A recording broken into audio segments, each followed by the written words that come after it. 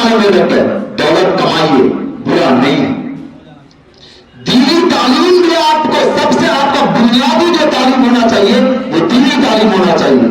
आप कलमे शहादत को पढ़ने वाले होने चाहिए। आपको नमाज के फराइज, वजू के फराइज मालूमात होने चाहिए।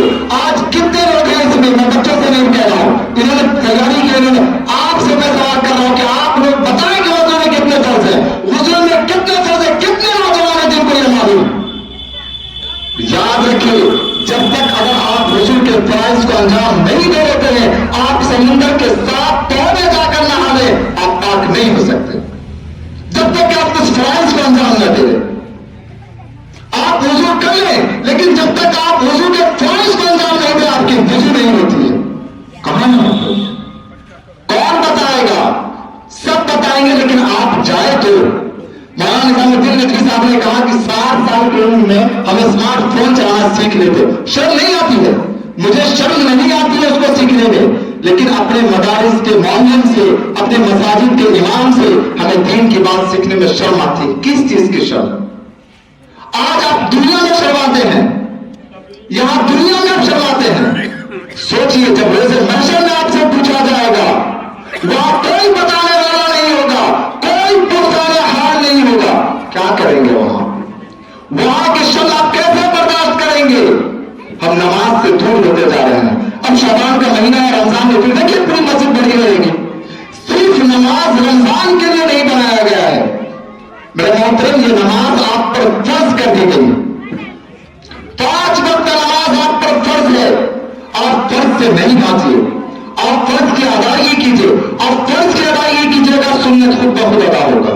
अब पहले फर्ज के लिए तो आइए, लेकिन नहीं, हम यहाँ आशिकाने रसूल कहने के लिए आशिकाने रसूलुल्लाह सल्लल्लाहु अलैहि वसल्लम पर आ जाएगी, हम जान दे देंगे, लेकिन मस्जिद की याद करेंगे।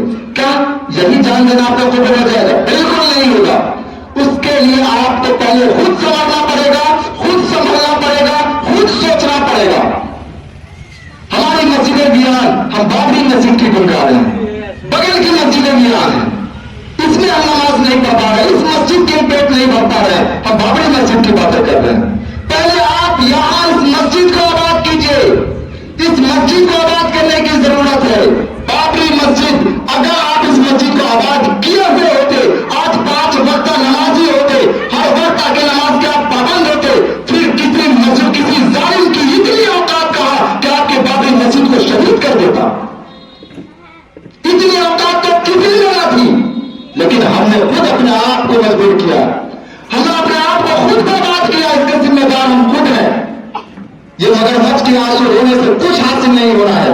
आज से भी आहद कर ले, यही से आहद कर ले कि इंशाअल्लाह अज़ीज़, आज से और अभी से हम लोग, सब लोग, जितने लोग यहाँ मौजूद है, या जो भी माँ बहने हमारी आवाज सुन रही हो, वो लोग भी अपने आप में आहद कर ले कि मैं खुद भी पढ़ूंगा नमाज, अपने बाल बच्चों के लिए भी वो भी नमाज के लिए तनकीद करूंगा, अपने शौहर को भी नमाज के लिए बिल्कुल उनको कहूंगा कि आप क्या करेंगे, कि आप जाइए नमाज पढ़िए। जब तक आप नमाज आप नहीं पढ़ेंगे, आपके बाल बच्चे आपसे नहीं सीखते हैं। बच्चों का पहला मदरसा माँ का गोद होता है।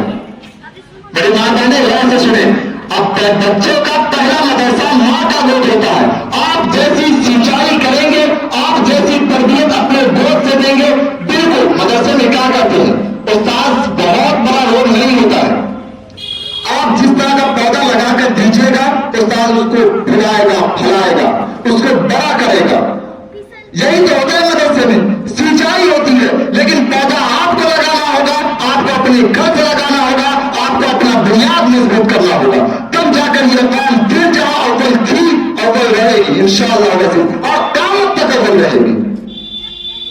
एक शेर है फांसी का कि रोज़ महशर जहां गुदास बेअत, अव्वलीन कोशिश नमाज बेअत, कि रोज़ महशर का वो दिन, क़यामत का वो दिन जो जिस्म को पिघलाने वाला होगा। आज हल्की सी धूप में हम लोग बैठे हैं, गर्मी के तपिश से घबरा रहे हैं, भाग रहे, साया खो जाए। सोचिए क़यामत का वो दिन जिस दिन जिस्म को पिघलाने वाला होगा। अव्वलीन कोशिश नमाज बेअत, सबसे पहले पूछ नमाज की होगी।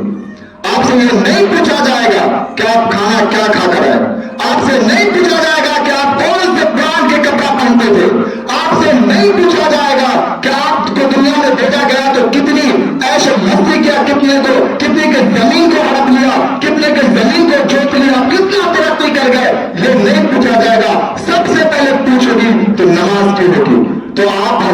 ایک بار گزارش کرتا ہوں، اپیل کرتا ہوں کہ نماز کے پابند بن جائیں.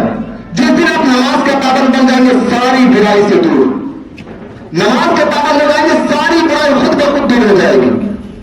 اب نماز کو شروع کریں.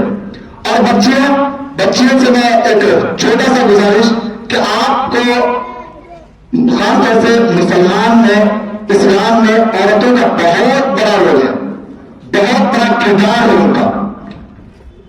آپ باپردہ، جتنا باپردہ رہیں گے اتنا باحفاظت رہیں گے.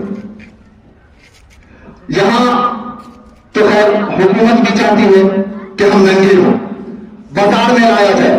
یہ حکومت کی سازش ہے، پری پلاننگ ہے، اور اس پر ہم لوگ چل بھی بسے ہیں، پوری طریقے سے چل پڑے ہیں.